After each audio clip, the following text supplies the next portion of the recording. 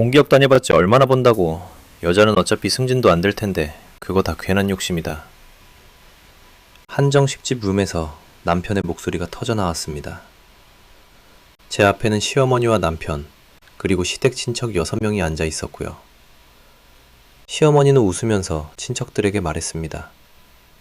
글쎄, 우리 며느리가 따로 마련해둔 돈이 있대요. 집안을 살리기로 결심했답니다. 효심이 정말 지극해요. 그 순간 더는 참을 수 없었습니다. 저는 가방에서 태블릿을 꺼냈죠. 화면을 켜자 남편의 카드론 4천만 원, 주식 손실 8천만 원, 시어머니의 안양 다세대 주택 등기부등본이 차례로 떴죠. 친척들이 얼굴이 굳어졌습니다. 제 돈은 간병비가 아니라 제 9년의 노동의 대가예요.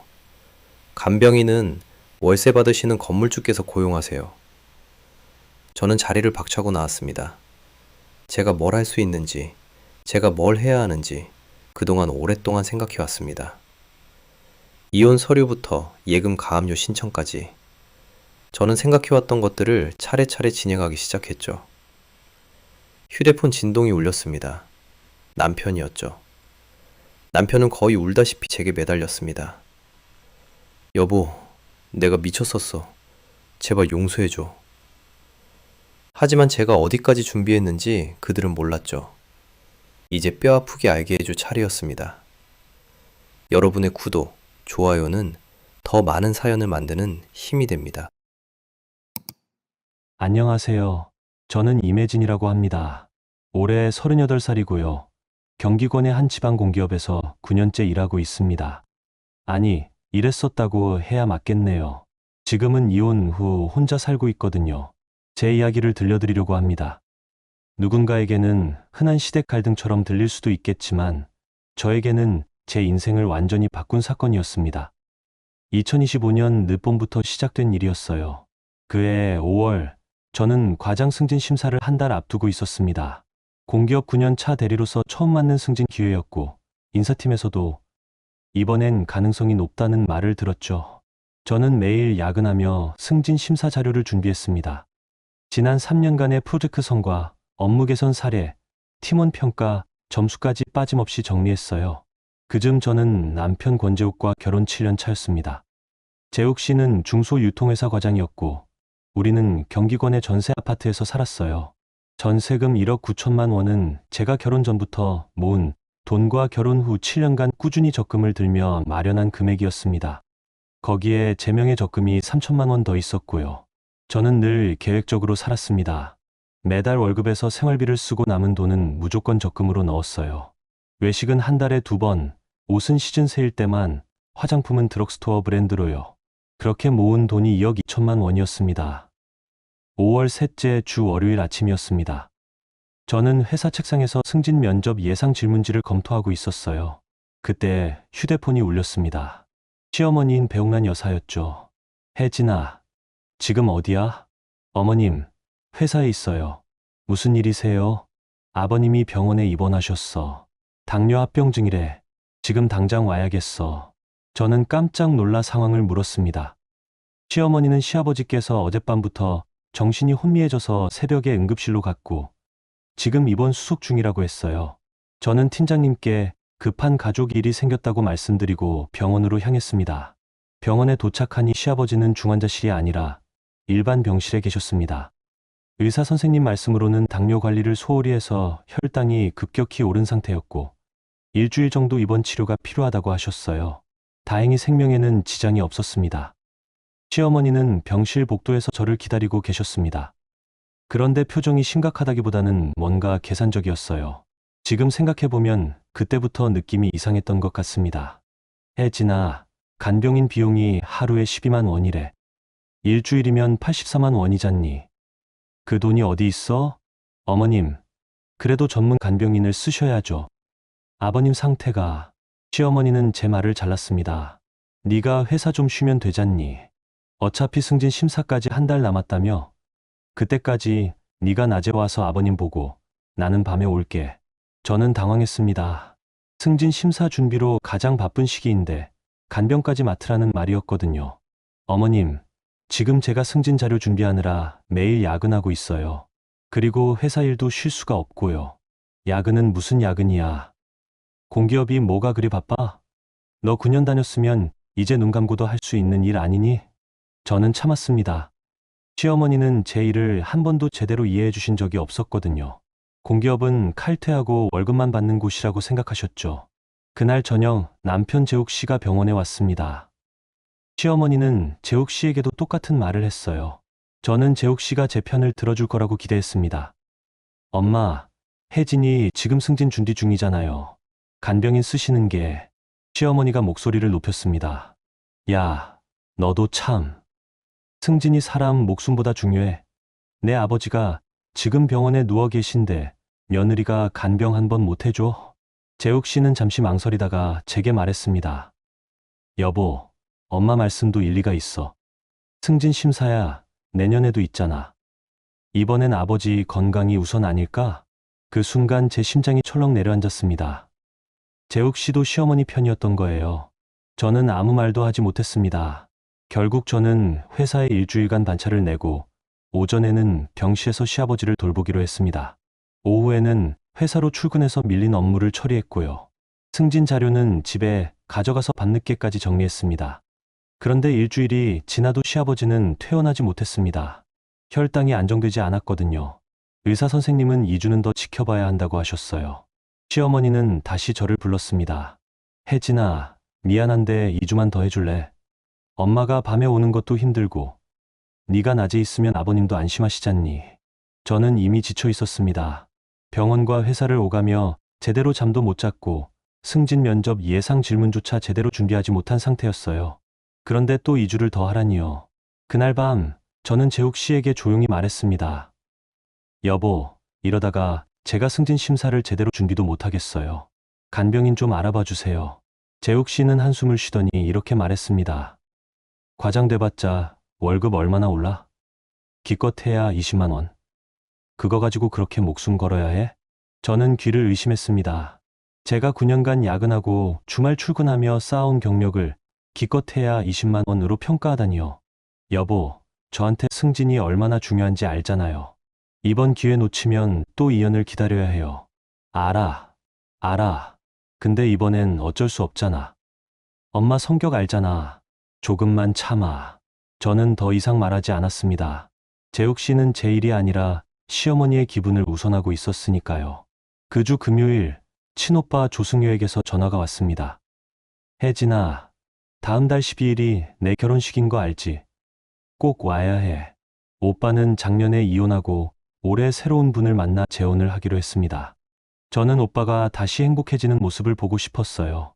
오빠, 당연히 갈게. 축하해. 하지만 며칠 뒤 시어머니에게 오빠 결혼식 날짜를 말씀드렸을 때 돌아온 반응은 충격적이었습니다. 뭐, 6월 12일. 그날 네가 병원 와야 하는데. 그리고 초혼도 아니고 재혼인데 꼭 가야 하니? 저는 믿을 수 없었습니다. 친오빠 결혼식을 초혼도 아닌 재혼이라고 깎아내리다니요. 어머님, 제 친오빠 결혼식이에요. 당연히 가야죠. 혜진아, 지금 시아버지가 병원에 계신데 친정 행사가 그렇게 중요해. 내 남편한테도 물어봐. 재욱이도 가지 말라고 할 거야. 저는 아무 말도 하지 못했습니다. 시어머니는 이미 제 대답을 정해놓고 계셨으니까요. 그날 밤 재욱 씨는 예상대로 말했습니다. 여보, 이번엔 오빠한테 미안하다고 해. 아버지 상태가 이런데 우리가 어떻게 결혼식을 가? 여보, 제 친오빠예요. 제가 꼭 가야 해요. 알아. 근데 이번엔 어쩔 수 없잖아. 다음에 오빠한테 따로 밥 사주면 되지. 저는 재욱 씨를 멍하니 바라봤습니다. 이 사람은 정말 제 편이 아니었구나. 그 생각이 머릿속을 가득 채웠습니다. 그날 밤 저는 병실 화장실에서 조용히 울었습니다. 승진 준비는 망가지고 친오빠 결혼식도 못 가게 생겼고 남편과 시어머니는 제 인생을 마음대로 재단하고 있었습니다. 사무실 불은 밤늦게까지 꺼지지 않았습니다. 저는 집에 돌아와서도 승진 자료를 펼쳤지만 눈물 때문에 글자가 제대로 보이지 않았어요. 5월이 끝나갈 무렵 시어머니는 본격적으로 저를 압박하기 시작했습니다. 병실 간병 스케줄을 일방적으로 짜서 카톡으로 보내셨거든요. 혜진아, 이번 주부터 네가 월수금 오전 9시부터 오후 6시까지 와. 화목은 내가 올게. 주말은 재욱이가 와야지. 저는 그 메시지를 보고 어이가 없었습니다. 오전 9시부터 오후 6시까지면 제 근무 시간 전체를 병원에 있으라는 얘기였으니까요. 어머님, 제가 회사를 다니고 있잖아요. 그 시간에는 병원에 올 수가 없어요. 그럼 반차 내면 되잖니. 너 공기업 다니면서 연차 많다며? 그거 쓰면 되지. 저는 숨이 막혔습니다. 제 연차를 마치 시댁 것처럼 말씀하시는 거예요. 어머님, 연차는 제 휴식을 위한 거예요. 간병은 전문 간병인을 쓰시는 게. 시어머니는 목소리를 높였습니다. 야, 임혜진, 지금 시아버지가 병원에 누워 계신데 간병비가 아깝다고? 넌 며느리가 맞니? 돈이 그렇게 중요해? 저는 할 말을 잃었습니다. 제가 간병비를 아깝다고 한 게 아니라 제 시간을 지키고 싶다고 한 건데 시어머니는 제 말을 왜곡했어요. 그날 저녁 재욱 씨에게 하소연했습니다. 여보, 어머님이 제 근무 시간에 병원에 오래요. 이러면 제가 회사 일을 어떻게 해요? 재욱 씨는 답답하다는 듯이 말했습니다. 혜진아, 조금만 참아. 아버지 퇴원하시면 다 끝나잖아. 승진은 내년에도 기회 있어. 내년? 여보, 저 올해 놓치면 또 2년 기다려야 한다니까요. 알았어, 알았어. 근데 지금은 아버지가 우선이잖아. 저는 재욱 씨와 말해봤자 소용없다는 걸 깨달았습니다. 이 사람은 언제나 어머니 편이었으니까요. 6월 첫째 주, 저는 팀장님께 솔직하게 말씀드렸습니다. 팀장님, 죄송하지만 시아버지 간병 문제로 당분간 오전 근무가 어려울 것 같습니다. 오후 1시 출근해도 괜찮을까요? 팀장님은 난처한 표정을 지으셨습니다. 혜진 씨, 그럼 승진 심사 준비는 어떻게 하려고? 면접이 3주 남았는데. 최선을 다하겠습니다. 팀장님은 한숨을 쉬셨습니다. 저도 알고 있었어요. 이 상황에서 제대로 준비할 수 없다는 거요. 그렇게 일주일이 지났습니다. 저는 매일 아침 8시에 병원에 가서 시아버지 식사를 챙기고 간호사님께 상태를 확인한 뒤 오후 1시에 회사로 갔습니다. 밀린 업무를 처리하고 저녁 8시에 퇴근한 뒤 집에서 승진 자료를 정리했어요. 밤 2시가 되어서야 잠들 수 있었습니다. 그런데 시어머니는 여기서 멈추지 않았습니다. 어느 날 병실에서 갑자기 이렇게 말씀하셨어요.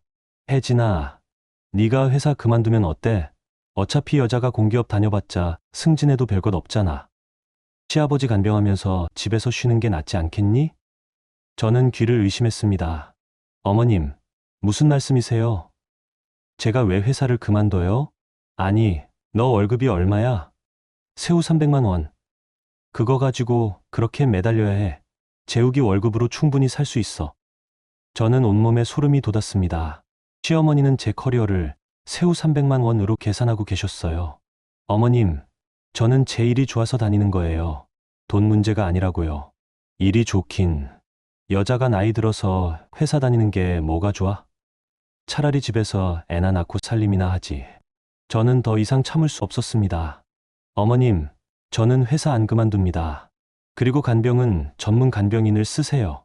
제가 더 이상 못하겠어요. 시어머니의 얼굴이 일그러졌습니다. 뭐?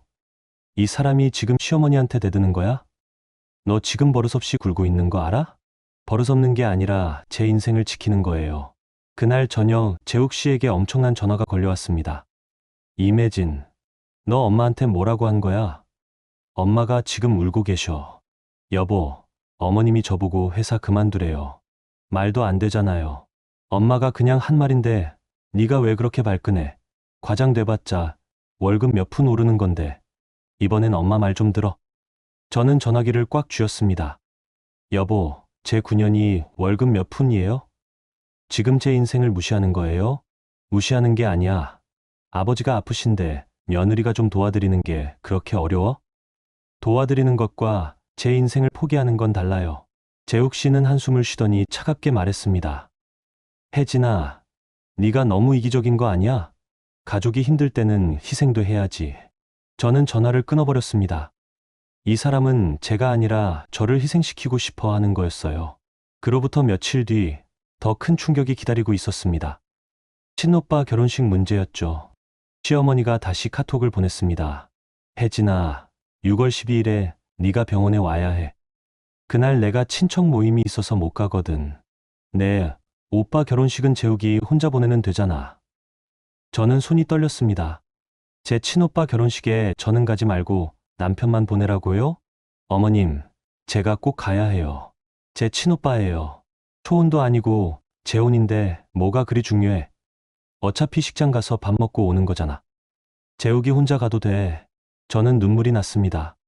시어머니는 오빠의 재혼을 어차피 식장 가서 밥 먹고 오는 것으로 치부하고 계셨어요. 어머님, 안 됩니다. 제가 꼭 가야 해요. 임혜진, 너 지금 시아버지보다 친정이 더 중요하다는 거야? 네가 그렇게 친정만 챙기면 시댁은 어떡해? 저는 더 이상 대꾸하지 않았습니다. 무슨 말을 해도 소용없었으니까요.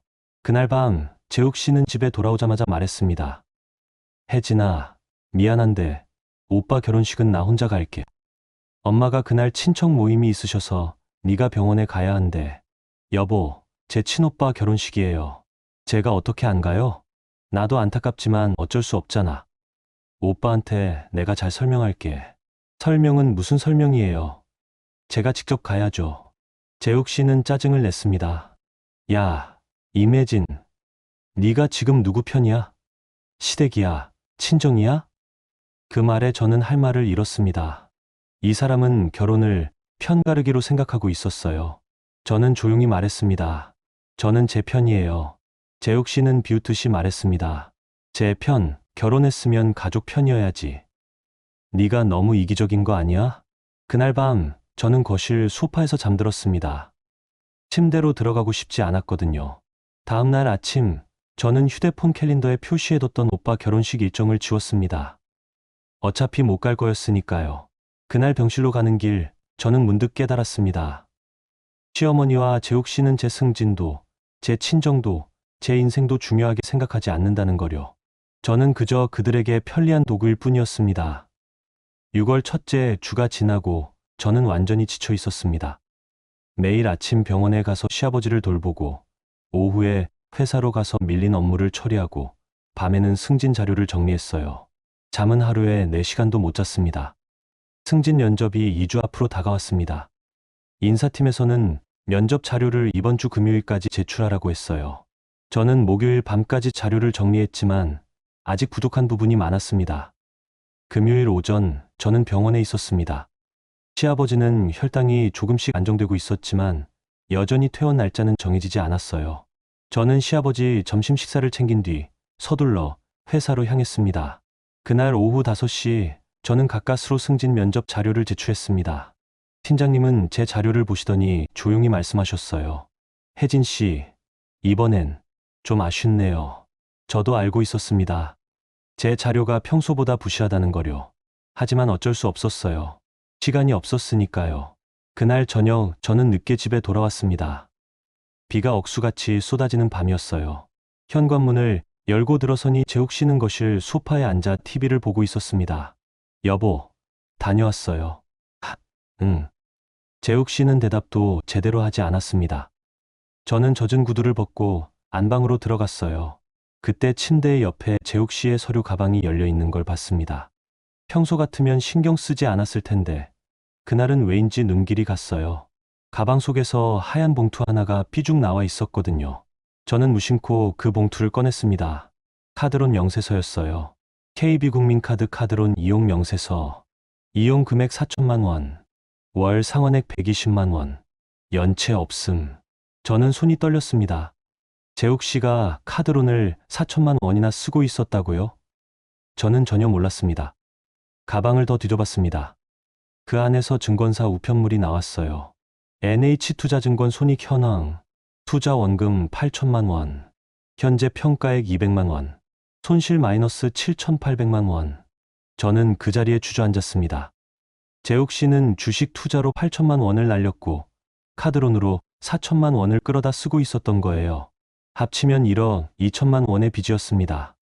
저는 온몸이 얼어붙었습니다. 그동안 재욱 씨가 왜 생활비가 빠듯하다며 재적금 증액을 말렸는지, 왜 전세 만기가 다가오는데도 집 문제를 꺼내지 않았는지 이해가 됐어요. 이 사람은 제 돈을 노리고 있었던 겁니다. 저는 명세서와 우편물을 다시 가방에 넣고 침대에 누웠습니다. 하지만 잠이 올 리 없었죠. 머릿속이 복잡했습니다. 재욱 씨는 언제부터 빚을 졌을까? 왜 저한테 말하지 않았을까? 아니, 애초에 말할 생각이 있었을까? 그리고 갑자기 떠오른 생각이 있었습니다. 시어머니가 저보고 회사 그만두라고 한 것, 간병을 강요한 것, 승진을 포기하라고 한 것, 모두 이것과 관련이 있는 게 아닐까? 저는 휴대폰을 켜고 재욱 씨의 카톡을 확인했습니다. 혹시 단서가 있을까 싶어서요. 그런데 정말로 있었습니다. 2주 전 재욱 씨와 시어머니의 대화였어요. 시어머니 재욱아, 내 빚 문제 어떻게 할 거야? 재욱 씨, 엄마, 어떻게 해요? 은행에서도 더 이상 대출이 안 나와요. 시어머니, 혜진이 전세금이랑 적금 있잖니. 그거 빼서 내 빚부터 막아. 재욱 씨, 엄마, 혜진이가 동의할까요? 시어머니, 동의는 무슨. 네가 가장이잖아. 당당하게 요구해. 안 되면 이혼하겠다고 협박이라도 해.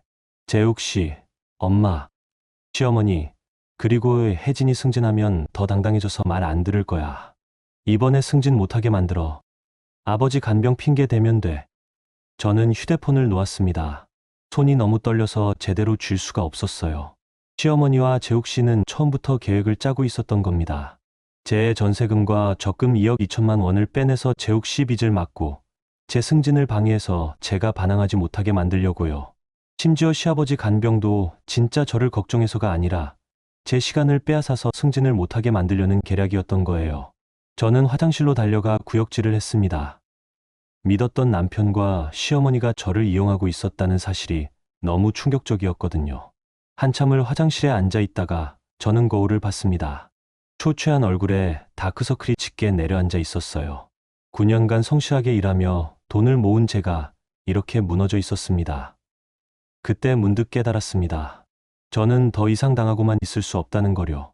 저는 휴대폰으로 재욱 씨와 시어머니의 카톡을 스크린샷으로 저장했습니다. 그리고 카드론 명세서와 증권사 우편물도 휴대폰 카메라로 찍어뒀어요. 증거를 확보한 거였습니다. 그날 밤 저는 침대에 누워 천장을 바라봤습니다. 재욱 씨는 옆에서 코를 골며 자고 있었어요. 아무것도 모르는 얼굴로요. 저는 조용히 생각했습니다. 이제부터 나는 순한 며느리를 연기할 거야. 그들이 안심하게 만들 거야. 그리고 뒤에서 차근차근 준비할 거야. 그날 밤 저는 처음으로 복수를 결심했습니다. 휴대폰 화면은 밤새 꺼지지 않았습니다. 저는 이혼 전문 변호사를 검색하고 있었거든요. 6월 12일 친오빠 조승효의 결혼식 날이었습니다. 저는 아침 일찍 일어나 옷장에서 베이지색 원피스를 꺼냈어요. 오빠 결혼식에 입으려고 작년에 미리 사둔 옷이었습니다. 재욱 씨는 거실에서 넥타이를 매고 있었어요. 여보, 나 먼저 갈게. 식장에서 봐. 응. 재욱 씨는 대답만 하고 현관문을 나갔습니다. 저는 화장을 하며 시계를 봤어요. 결혼식은 오전 11시였고 지금은 9시였습니다. 서둘러야 했어요. 그때 휴대폰이 울렸습니다. 시어머니였습니다. 혜진아, 병원 왔어? 어머님, 오늘 오빠 결혼식이잖아요. 지금 준비하고 있어요. 뭐? 너 결혼식 한다고? 내가 오늘 친척 모임 있다고 했잖아. 네가 병원 와야 한다고. 어머님, 제 친오빠 결혼식이에요. 제가 꼭 가야 해요. 시어머니 목소리가 날카로워졌습니다. 임혜진, 너 지금 시아버지 버리고 친정 가겠다는 거야? 네가 그렇게 불효녀였어? 어머님, 간병인을 부르세요. 오늘 하루만. 간병인은 무슨, 돈 아까워서 어떻겠어. 너 당장 병원 와. 저는 전화를 끊었습니다. 더 이상 들을 수 없었거든요. 하지만 10분 뒤 재욱 씨에게 전화가 왔습니다. 여보, 엄마한테 전화 왔어. 네가 병원 안 간다며? 여보, 오늘 오빠 결혼식이에요. 제가 꼭 가야 해요. 재욱 씨는 한숨을 쉬었습니다. 혜진아, 오늘만 참아. 엄마 성격 알잖아. 오늘 네가 안 가면 엄마가 친척들한테 욕먹어. 그럼 저는요? 제 친오빠 결혼식 못 가는 건 괜찮아요? 미안해. 근데 어쩔 수 없잖아. 나중에 오빠한테 내가 잘 설명할게. 저는 전화를 끊었습니다. 재욱 씨는 끝까지 시어머니 편이었어요. 저는 원피스를 벗고 다시 평상복으로 갈아입었습니다. 그리고 병원으로 향했어요. 병실에 도착하니 시아버지는 침대에 누워 TV를 보고 계셨습니다. 저를 보시더니 조용히 물으셨어요. 혜진아, 오늘 네오 오빠 결혼식 아니었어? 네, 아버님. 왜 여기 왔어? 결혼식 가야지. 어머님이 제가 병원에 오라고 하셔서요. 시아버지는 한숨을 쉬셨습니다. 옥란이가 또, 미안하구나, 혜진아. 괜찮아요, 아버님. 하지만 괜찮지 않았습니다. 저는 병실 창밖을 바라보며 눈물을 참았어요. 오전 11시 결혼식 시작 시간이었습니다. 저는 휴대폰으로 오빠에게 문자를 보냈어요. 오빠, 미안해. 못 갈 것 같아. 정말 축하해. 오빠는 바로 답장을 보냈습니다. 괜찮아, 혜진아. 나중에 밥 먹자. 사랑해. 저는 휴대폰을 쥔 채 화장실로 달려가 문을 잠갔습니다. 그리고 조용히 울었어요. 소리내지 않으려고 입을 막으며 울었습니다. 오빠가 결혼식을 올리는 동안 저는 병실 화장실에서 눈물을 삼키고 있었어요. 오후 1시쯤 재욱 씨에게 카톡이 왔습니다. 식 잘 끝났어. 오빠가 내 안부 물어보더라. 미안하다고 전해. 저는 답장하지 않았습니다. 오후 3시 시어머니가 병실에 오셨습니다. 친척 모임을 마치고 오신 거였어요. 혜진아, 고생했어. 역시 우리 며느리는 효심이 지극해. 저는 고개를 숙였습니다. 화가 났지만 참았어요. 지금은 순한 며느리를 연기해야 할 때였으니까요. 어머님, 괜찮아요. 그래, 착하네. 역시 내가 며느리 복이 있어. 시어머니는 만족스러운 표정으로 가방에서 뭔가를 꺼냈습니다. 과일이었어요. 아버님, 과일 좀 드세요. 시어머니는 시아버지께 과일을 건네시고 저한테는 아무것도 주지 않으셨습니다. 저는 아침부터 아무것도 먹지 못한 상태였지만 아무 말도 하지 않았어요. 오후 5시 저는 병원을 나섰습니다. 시어머니가 이제 가봐도 된다고 허락하셨거든요. 집으로 가는 길 저는 휴대폰으로 오빠 결혼식 영상을 검색했습니다. 누군가 SNS에 올린 짧은 영상이 있었어요. 오빠가 신부 손을 잡고 입장하는 모습, 양가 부모님께 절하는 모습, 친구들과 웃으며 사진 찍는 모습. 그 옆에 제 자리는 비어 있었습니다. 저는 영상을 끄고 휴대폰을 내려놨습니다. 눈물이 날 것 같았거든요. 그날 밤 재욱 씨는 늦게 들어왔습니다. 술 냄새가 났어요. 여보, 오빠랑 2차 갔다 왔어. 오빠가 내 안부 많이 물어보더라. 그래요. 미안해, 혜진아. 다음에 오빠한테 우리가 밥 사주자. 저는 대답하지 않았습니다. 재욱 씨는 그대로 침대에 쓰러져 잠들었어요. 저는 거실로 나와 소파에 앉았습니다. 그리고 휴대폰을 켰어요. 재욱 씨의 카톡을 다시 확인했습니다. 혹시 또 단서가 있을까 싶어서요. 그리고 정말로 있었습니다. 그날 오후 재욱 씨와 시어머니의 대화였어요. 시어머니, 혜진이 오늘 병원 잘 왔지? 재욱 씨, 네, 엄마. 오빠 결혼식 못 갔어요. 시어머니, 잘했어. 이제 슬슬 전세금 얘기 꺼내. 아버지 병원비 명목으로. 재욱 씨, 엄마, 혜진이가 동의할까요? 시어머니, 동의 안 하면 이혼하겠다고 해. 어차피 내 빚 1억 넘는데 이혼하면 혜진이 재산 절반은 내 거야. 재욱 씨, 그렇게까지 해야 하나요? 시어머니, 야, 너 지금 빚쟁이한테 쫓기잖아. 혜진이 돈 안 쓰면 너 파산해. 저는 휴대폰을 꽉 쥐었습니다. 손이 떨렸어요. 시어머니와 재욱 씨는 제 전세금을 빼내기 위해 치밀하게 계획하고 있었습니다. 심지어 이혼 협박까지 준비하고 있었어요. 저는 그 대화를 스크린샷으로 저장했습니다.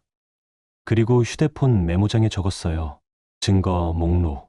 1점 카드론 명세서 4천만 원. 2점 증권사 손실 내역 8천만 원. 3점 시어머니 재욱 씨 카톡 전세금 빼내기 계획. 4점 시어머니 재욱 씨 카톡 이혼 협박 계획. 저는 메모를 저장하고 조용히 생각했습니다. 내일부터 본격적으로 움직여야겠다고요. 다음날 아침 저는 평소처럼 웃으며 시어머니께 전화했습니다. 어머님, 오늘도 병원 갈게요. 걱정 마세요. 그래, 우리 며느리 역시 착해. 저는 전화를 끊고 조용히 웃었습니다. 순한 며느리 연기가 시작된 거였어요. 그날 오후 저는 회사 근처 변호사 사무실을 검색했습니다. 이혼 전문 변호사 한주빈. 리뷰가 좋았어요. 저는 상담 예약을 잡았습니다. 다음 주 월요일 오후 2시 한주빈 변호사님 상담 가능합니다. 네, 예약할게요. 저는 휴대폰을 내려놓고 창밖을 바라봤습니다. 이제 시작이었습니다. 다음 주 월요일 오후 2시 저는 한주빈 변호사 사무실에 있었습니다. 깔끔한 사무실이었어요. 변호사님은 40대 초반쯤 되어 보이는 여성분이었습니다. 혜진 씨, 편하게 앉으세요. 상담 신청서에 이혼 관련 상담이라고 적으셨는데 자세한 상황을 설명해 주시겠어요? 저는 준비해온 자료를 꺼냈습니다. 휴대폰에 저장한 스크린샷, 카드론 영세서 사진, 증권사 우편물 사진, 그리고 시어머니와 재욱 씨의 카톡 대화 내용이었어요. 한주빈 변호사님은 자료를 꼼꼼히 살펴보셨습니다. 표정이 점점 굳어졌어요. 혜진 씨, 이건 단순한 부부 갈등이 아니라 경제적 착취 시도입니다. 남편분이 1억 2천만 원의 빚을 숨기고 시어머니와 공모해서 혜진 씨 재산을 빼내려 했네요. 네, 변호사님, 저도 그렇게 생각해요. 그리고 이 카톡 내용, 이혼 협박까지 계획하고 있었군요. 이건 명백한 재산 갈취 시도입니다. 한주빈 변호사님은 노트북을 켜고 뭔가를 타이핑하기 시작했습니다. 혜진 씨, 지금부터 제가 드리는 조언을 잘 들어주세요. 첫째, 절대로 남편이나 시어머니에게 이혼 의사를 먼저 밝히지 마세요. 그들이 재산을 빼돌릴 수 있어요. 네, 알겠습니다. 둘째, 혜진 씨, 명의의 전세금과 적금은 지금 당장 보호해야 합니다. 남편이 위임장 위조나 강요로 돈을 빼낼 가능성이 있어요. 어떻게 보호하죠? 일단 전세금은 건드릴 수 없지만 적금은 해지 금지 신청을 하세요. 그리고 이혼, 소송 제기와 동시에 남편 재산에 대한 가압류를 신청할 겁니다. 저는 고개를 끄덕였습니다. 셋째, 증거를 더 모으세요. 통화 녹음, 추가 카톡, 시댁의 재산 상황까지 파악하면 좋습니다. 시댁 재산이요? 네. 만약 시어머니가 재산을 숨기고 있다면 그것도 소송에서 유리하게 작용할 수 있어요. 저는 문득 떠올랐습니다. 시어머니가 나는 국민연금 80만 원으로 근근히 산다고 했던 말이요. 변호사님, 시어머니가 안양에 부동산이 있을 수도 있어요. 확인할 수 있을까요? 물론이죠. 등기부등본 열람하면 됩니다. 시어머니 성함이랑 주민번호 뒷자리 알아요? 네, 알아요. 한주빈 변호사님은 바로 인터넷 등기소에 접속했습니다. 시어머니 배옥란님 이름으로 검색하니 정말로 나왔어요. 안양시 만안구 소재 다세대 주택 1층. 시세 약 4억 5천만 원. 전세 보증금 2억 원. 월세 90만 원, 이후 180만 원. 저는 숨이 막혔습니다. 시어머니는 월 180만 원의 임대 수입을 올리면서 저한테는 간병인 비용이 아깝다고 했던 거예요. 변호사님, 이게 진짜예요? 네, 등기부등본은 거짓말을 하지 않습니다. 시어머니가 상당한 재산을 보유하고 계시네요. 저는 주먹을 꽉 쥐었습니다. 시어머니는 저한테 돈이 없다고 거짓말하면서 제 전세금을 빼내려 했던 거였어요.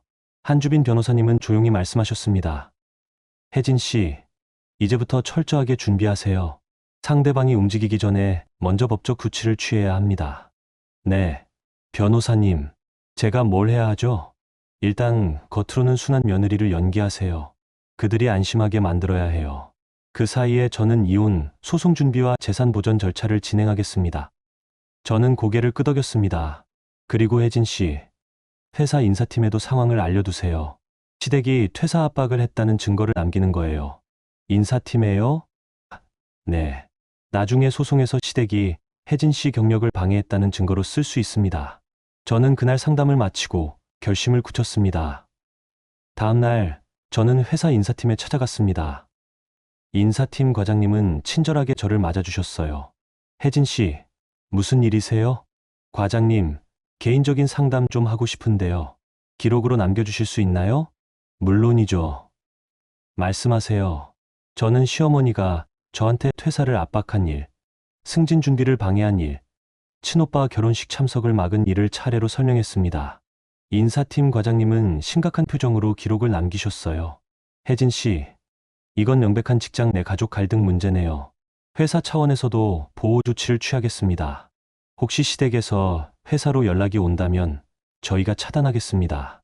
감사합니다, 과장님. 저는 인사팀을 나오며 또 하나의 증거를 확보했다는 안도감을 느꼈습니다. 그날 저녁 저는 시어머니께 전화했습니다. 목소리는 최대한 밝게요. 어머님, 오늘 병원 못 가서 죄송해요. 회사 일이 갑자기 생겨서요. 괜찮아, 혜진아. 오늘은 내가 왔으니까. 어머님, 그리고 전세금 정리해서 병원비 도와드릴게요. 아버님 건강이 제일 중요하잖아요. 전화 너머로 시어머니의 목소리가 환해졌습니다. 어머, 정말. 혜진아, 역시 우리 며느리가 최고야. 효심이 지극해. 네, 어머님. 다만 제가 은행 업무 처리하는데 시간이 좀 걸릴 것 같아요. 2주 정도요. 그래, 그래. 천천히 해. 우리 며느리 최고야. 저는 전화를 끊고 조용히 웃었습니다. 시어머니는 제가 정말로 돈을 내줄 거라고 믿고 있었어요. 저는 완벽하게 순한 며느리를 연기하고 있었습니다. 그날 밤, 재욱 씨가 집에 돌아왔습니다. 여보, 엄마한테 전화했더라. 전세금 정리해준다며? 고마워. 응, 여보. 아버님 건강이 제일 중요하잖아.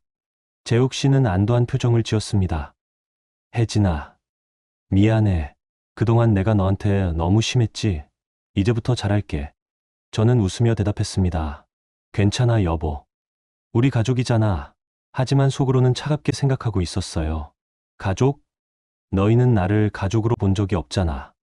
다음 날, 한주빈 변호사님에게서 연락이 왔습니다.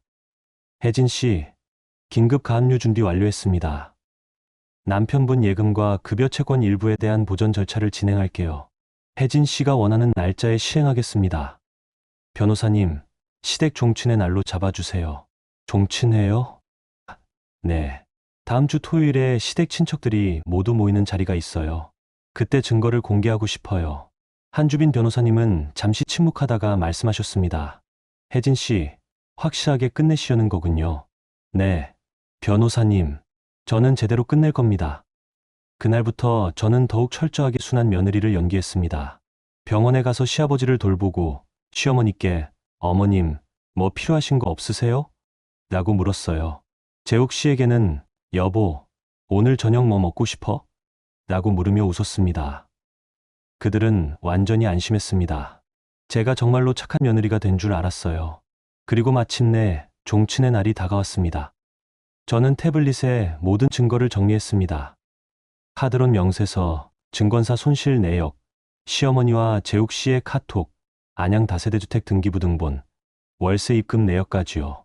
한주빈 변호사님은 가압류 서류를 준비해뒀습니다. 저는 거울을 보며 웃었습니다.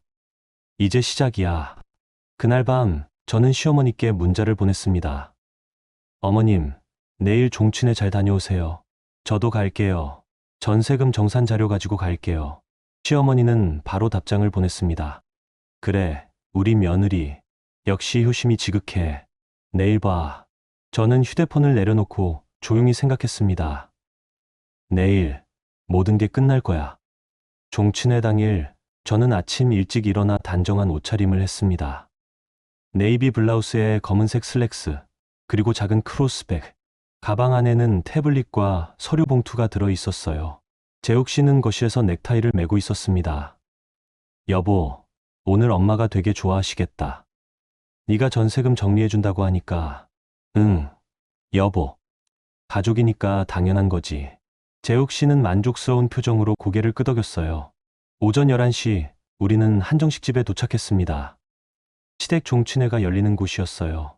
중급 한정식집이었는데 룸이 넓었습니다. 시어머니는 이미 와 계셨고 시댁 친척들도 하나둘 모이고 있었어요.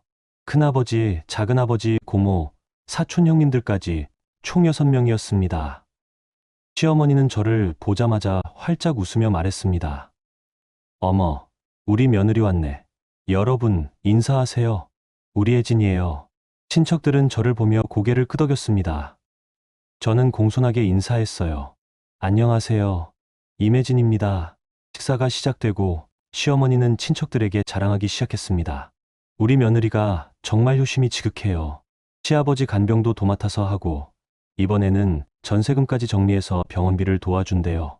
큰아버지가 감탄하며 말했습니다. 오, 그래?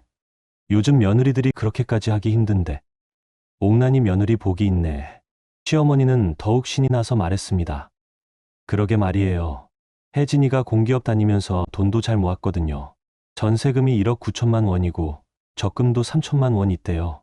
친척들은 놀란 표정을 지었습니다. 어머, 2억이 넘어? 며느리가 대단한데? 시어머니는 웃으며 말했습니다. 그래서 제가 혜진이한테 부탁했어요. 시아버지 병원비 좀 도와달라고요. 혜진이가 흔쾌히 그러겠다고 했어요. 저는 조용히 밥을 먹으며 듣고 있었습니다.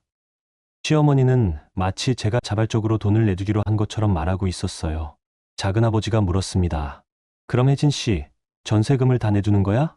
시어머니가 대신 대답했습니다. 아니, 전세금은 안 되고요. 적금 3천만 원 정도 도와줄 거예요. 저는 숟가락을 내려놓았습니다. 시어머니는 이미 제 적금까지 계산하고 있었던 거예요. 그때 저는 가방에서 태블릿을 꺼냈습니다. 친척들이 저를 바라봤어요. 혜진아, 그게 뭐야? 정산 자료요, 어머님. 저는 태블릿 화면을 켰습니다. 첫 페이지에는 권재욱의 카드론 명세서가 떴어요. KB국민카드 카드론 이용 명세서. 이용 금액 4천만 원. 친척들의 표정이 굳어졌습니다. 시어머니는 당황한 얼굴로 말했습니다. 혜진아, 그게 무슨... 저는 조용히 말했습니다. 재욱 씨 카드론이에요. 4천만 원 빚이 있어요.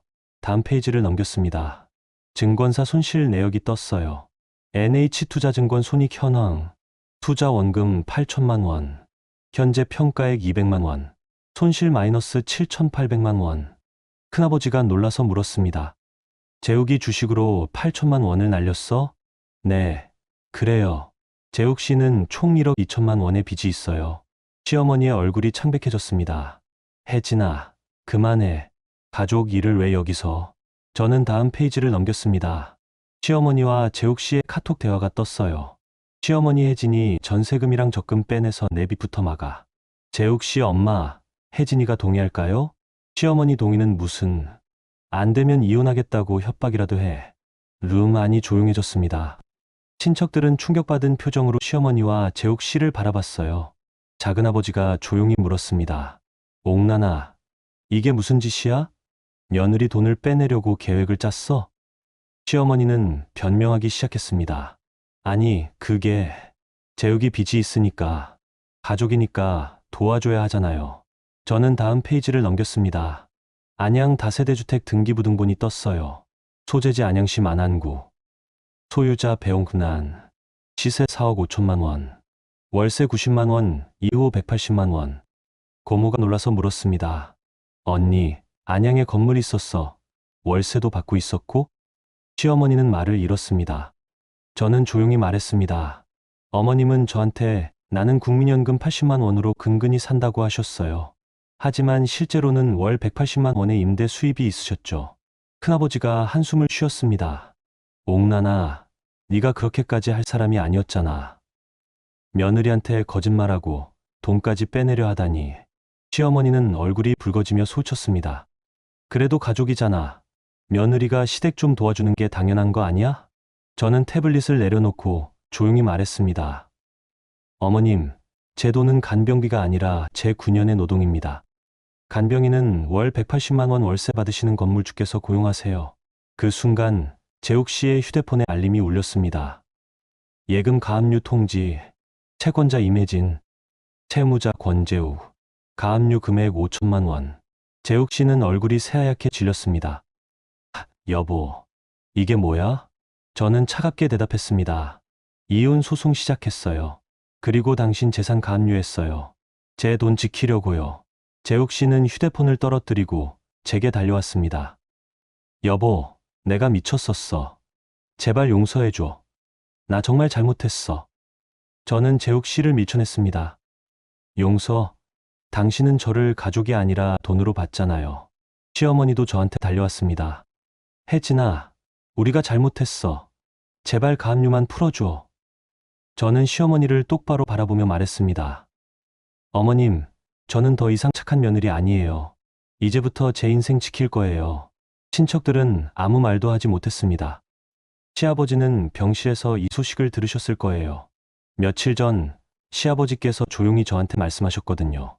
혜진아, 옥난이 월세 통장 따로 있어. 네가 알아야 할 것 같아서. 저는 시아버지께 감사했습니다. 그 정보 덕분에 등기부등본을 확인할 수 있었으니까요. 한정식집 룸은 얼어붙었습니다. 갈비찜은 식어버렸고 친척들은 서로 눈치만 보고 있었어요. 저는 가방을 챙기고 일어났습니다. 식사 잘하세요. 저는 먼저 가볼게요. 그리고 룸을 나왔습니다. 복도를 걸으며 저는 처음으로 후련함을 느꼈습니다. 한정식집을 나온 저는 곧바로 한주빈 변호사님께 전화했습니다. 변호사님, 다 끝났어요. 혜진 씨, 가압류 통지 잘 받으셨죠?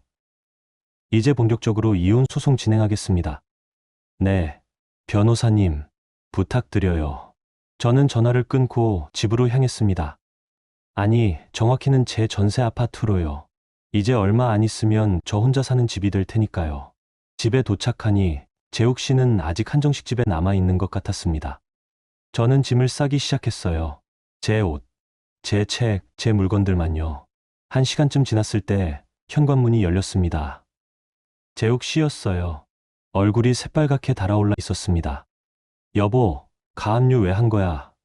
내 월급까지 묶였잖아. 저는 침착하게 대답했습니다. 당신이 제 돈 빼내려고 했잖아요. 제가 먼저 지킨 거예요. 여보, 나 정말 잘못했어. 엄마가 시킨 거야. 나는 정말 너를 사랑해. 저는 비웃었습니다. 사랑하는 사람한테 공기업 다녀봤자 월급 몇 푼이라고 말해요? 친오빠 결혼식도 못 가게 막아요? 재욱 씨는 말문이 막혔습니다. 저는 계속 말했습니다. 당신은 저를 사랑한 게 아니라 제 돈을 사랑했던 거예요. 아니야, 진짜 아니야. 나 정말. 이혼해요. 변호사 통해서 연락할게요. 저는 짐을 들고 집을 나섰습니다. 재욱 씨는 제 뒤를 쫓아왔지만 저는 돌아보지 않았어요. 그날 밤 저는 친정 부모님 집으로 갔습니다. 부모님은 깜짝 놀라셨어요. 혜진아, 무슨 일이야? 저는 그동안의 일을 모두 말씀드렸습니다. 시어머니의 거짓말, 재욱 씨의 빚, 친오빠 결혼식을 못 간 일까지요. 아버지는 분노하셨고 어머니는 우셨습니다. 혜진아, 그동안 얼마나 힘들었니? 괜찮아요. 엄마, 이제 다 끝났어요. 다음 날 한주빈 변호사님에게서 연락이 왔습니다. 혜진 씨, 남편 측에서 합의 요청이 들어왔어요. 가압류 풀어주면 이혼 조건 다 들어주겠대요.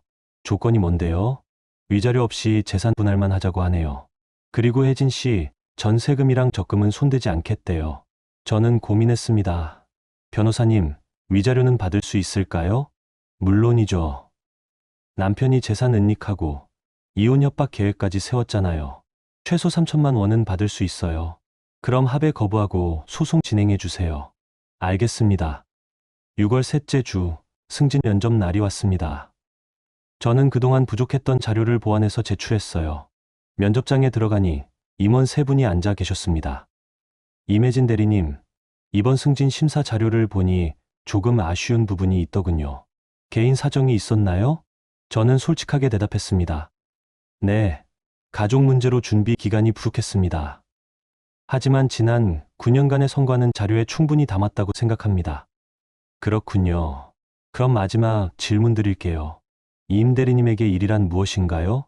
저는 잠시 생각하다가 대답했습니다. 제 존엄입니다. 제가 9년간 쌓아온 경력은 누구도 빼앗을 수 없는 제 것이거든요. 임원분들은 고개를 끄덕이셨습니다. 면접을 마치고 나오는 길, 저는 떨리는 마음을 진정시켰어요. 합격하든 안 하든 저는 최선을 다했으니까요. 일주일 뒤 인사팀에서 연락이 왔습니다. 혜진 씨, 축하합니다. 과장 승진 확정됐어요. 저는 그 자리에서 눈물이 났습니다. 기쁨의 눈물이었어요. 감사합니다. 저는 곧바로 친오빠에게 전화했습니다. 오빠, 나 승진했어. 와, 축하해 혜진아. 저녁 먹자. 그날 저녁 저는 오빠와 올케 언니를 만났습니다. 오빠는 결혼식 영상을 보여주셨어요. 혜진아, 미안해. 네가 못 와서 아쉬웠어. 저는 영상을 보며 조용히 울었습니다. 오빠가 신부 손을 잡고 입장하는 모습, 양가 부모님께 절하는 모습. 오빠, 나 이혼해. 오빠는 놀랐습니다. 뭐? 재욱이랑? 응. 걔가 나한테 거짓말했어. 빚도 숨기고 내 돈 빼내려고 했어. 오빠는 주먹을 꽉 쥐었습니다. 그 새끼. 내가 찾아가서 괜찮아, 오빠. 법적으로 다 처리하고 있어. 올케 언니가 제 손을 잡아주셨어요. 혜진 씨, 고생 많으셨어요. 이제부터 행복하세요. 저는 고개를 끄덕였습니다. 7월 초 이혼 소송이 시작되었습니다. 재욱 씨 측 변호사는 위자료를 줄이려고 했지만 한주빈 변호사님은 모든 증거를 제출했어요. 카드론 명세서, 증권사 손실 내역, 시어머니와의 카톡, 종친회에서의 증언까지요. 판사님은 재욱 씨에게 엄하게 말씀하셨습니다. 피고는 원고를 기만하고 재산을 갈취하려 했으며 원고의 경력까지 방해했습니다. 이는 명백한 불법 행위입니다. 결국 재욱 씨는 위자료 3천만 원을 지급하기로 했고 제 전세금과 적금은 전액 제가 가져가기로 했습니다. 7월 말 이혼이 확정되었습니다. 저는 법원 복도에서 재욱 씨를 마주쳤어요. 재욱 씨는 초췌한 얼굴로 말했습니다. 여보, 아니, 혜진 씨, 정말 미안해. 저는 조용히 대답했습니다. 미안하다는 말로 다 되는 건 아니에요. 이제 각자 살아요. 재욱 씨는 고개를 떨어뜨렸습니다. 저는 법원을 나서며 처음으로 자유로움을 느꼈습니다. 8월 초, 저는 새로운 삶을 시작했습니다. 이혼 확정 후, 저는 전세 아파트를 정리하고 작은 원룸으로 이사했어요. 전세금 1억 9천만 원은 은행에 예치했고, 적금 3천만 원은 그대로 두었습니다. 회사에서는 과장 발령이 났습니다. 제 책상에는 임혜진 과장이라는 명패가 놓여 있었어요. 저는 그 명패를 보며 뿌듯함을 느꼈습니다. 팀장님이 축하 인사를 건네셨어요. 혜진 과장, 축하해요. 고생 많았죠? 감사합니다, 팀장님. 앞으로 더 열심히 하겠습니다. 그리고 혜진 과장, 개인적으로 물어봐도 돼요? 이혼 잘 마무리됐어요? 네, 팀장님. 다 정리됐어요. 팀장님은 안도한 표정을 지으셨습니다. 다행이네요. 이제 일에만 집중하세요. 저는 고개를 끄덕였습니다. 그날 저녁, 친정 부모님과 저녁을 먹었습니다. 어머니는 제 얼굴을 보시며 말씀하셨어요. 혜진아, 얼굴이 밝아졌네. 엄마, 나 이제 정말 자유로워. 아버지는 제 손을 잡으셨습니다. 혜진아, 고생 많았어. 이제 내 인생 살아. 저는 눈물이 났습니다. 행복한 눈물이었어요. 아빠, 엄마. 그동안 걱정 많이 끼쳐드려서 죄송해요. 이제 제가 부모님 효도할게요. 어머니는 손사래를 치셨습니다. 효도는 무슨, 네가 행복하게 사는 게 효도야. 저는 미소 지으며 말했습니다. 그래도 제가 뭔가 해드리고 싶어요. 부모님, 다음 달에 온천 여행 가실래요? 제가 예약할게요. 아버지는 깜짝 놀라셨습니다. 여행, 혜진아, 네가 돈 쓸 데 많을 텐데. 괜찮아요, 아빠. 저 이제 과장이잖아요. 월급도 올랐고요. 어머니는 기뻐하셨습니다. 혜진아, 고마워. 우리 딸 최고야. 저는 그날 밤 집에 돌아와 온천 여행 패키지를 검색했습니다. 부모님께 가장 좋은 걸로 예약하고 싶었거든요. 9월 초, 부모님과 함께 강원도 온천 여행을 다녀왔습니다. 아버지는 온천물에 몸을 담그시며 편안한 표정을 지으셨고, 어머니는 맛있는 음식을 드시며 행복해 하셨어요. 저는 부모님 모습을 보며 생각했습니다. 이게 진짜 가족이구나. 온천 여행을 마치고 돌아오는 길, 어머니가 조용히 물으셨어요. 혜진아, 너 재욱이랑 시댁은 어떻게 됐어? 엄마, 재욱 씨는 회사에서 신용 문제로 인사 경고 받았대요. 그리고 시어머니는 친척들한테 위선적인 건물주로 낙인 찍혔고요. 시아버지는 친척들이 돈 모아서 요양병원에 입소하셨어요. 시어머니가 혼자 감당하기 힘들어서요. 어머니는 한숨을 쉬셨습니다. 그래도 다들 자기가 한 집값을 치르는구나. 저는 고개를 끄덕였습니다. 엄마, 나는 이제 괜찮아요. 제 인생 지켰으니까요. 9월 중순, 저는 친오빠 결혼식 영상을 다시 봤습니다. 이번에는 울지 않았어요.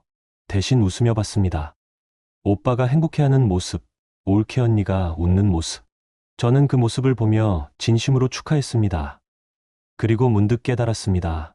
제가 결혼식에 못 간 건 슬픈 일이었지만 그 일 덕분에 저는 진실을 알게 되었고 제 인생을 지킬 수 있었다는 거요. 모든 일에는 이유가 있었던 거였습니다. 10월 초, 저는 회사에서 새로운 프로젝트를 맡았습니다. 과장으로서 첫 프로젝트였어요. 저는 팀원들과 회의를 하며 제 의견을 당당하게 말했습니다. 더 이상 눈치 보지 않았습니다. 더 이상 제 의견을 숨기지 않았어요. 저는 제 인생의 주인이었으니까요. 어느 날 회사 후배가 저한테 조용히 물었습니다. 과장님, 이혼하시고 힘들지 않으세요? 저는 미소 지으며 대답했습니다. 힘들지 않아. 오히려 자유로워. 자유로워요? 하, 응. 이제 내 돈, 내 시간, 내 인생이 다 내 거잖아. 누가 빼앗을 수도 없고. 후배는 고개를 끄덕였습니다. 과장님, 멋있으세요. 저는 웃었습니다. 10월 말, 저는 친정 부모님께 또 한 번 선물을 드렸습니다. 이번에는 제주도 여행 패키지였어요. 어머니는 기뻐하시며 말씀하셨습니다. 혜진아, 네가 이렇게까지 안 해도 되는데. 엄마, 제가 하고 싶어서 하는 거예요. 이제는 제가 부모님도 제 인생도 지킬게요. 아버지는 제 머리를 쓰다듬으셨습니다. 우리 딸 정말 컸네. 저는 부모님을 안아드렸습니다. 11월 어느 날 저는 우연히 시아버지 소식을 들었습니다. 요양병원에서 안정적으로 지내고 계신다고 했어요. 저는 안도했습니다. 시아버지는 나쁜 분이 아니었으니까요. 오히려 마지막에 저한테 시어머니의 비밀을 알려주셨죠. 저는 시아버지께 조용히 감사했습니다. 그날 저녁 저는 원룸 창가에 앉아 밤하늘을 바라봤습니다.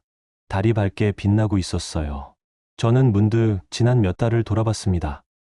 시어머니의 거짓말, 남편의 배신, 친오빠 결혼식을 못 간 일, 승진 준비의 고통, 그리고 반격. 모든 일이 파노라마처럼 스쳐 지나갔습니다. 저는 그 모든 일을 이겨냈습니다. 그리고 지금 저는 자유롭습니다. 제 이름으로, 제 돈으로, 제 커리어로 살아가고 있습니다. 누구도 제 인생을 빼앗을 수 없습니다. 저는 창밖을 보며 조용히 웃었습니다. 따뜻한 미소였습니다. 이제 시작이었으니까요.